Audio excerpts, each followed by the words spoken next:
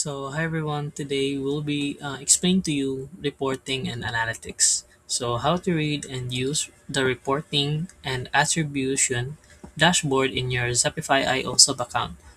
First is go to reporting from the left sidebar, then view key metrics like lead generated, appointments book, pipeline value, and revenue. Then use date filter to see data day, week, month, or custom range. So use this dashboard in your weekly review to track your performance and spot areas to improve. So here in your left side, locate your reporting, then click reporting. So here in reporting is makita nimo ang imuhang mga lead reports or lead generated, appointments book, pipeline value, and revenue.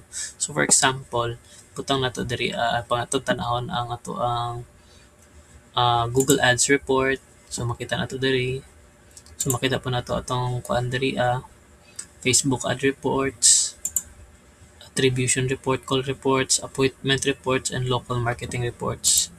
So once na naa na ka diha, you can also view, like for example, dito sa Google Ad Reports. So, pwede na to siya ma-view. For example, try na to i-view diri 10 and 1. So, change na to na siya.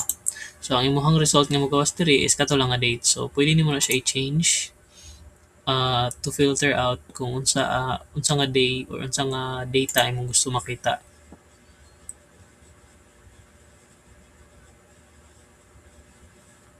So, mo na siya ang mga example. Example pa lang ni siya, guys. Then, you can also use this dashboard for weekly review to track performance and spot areas to improve.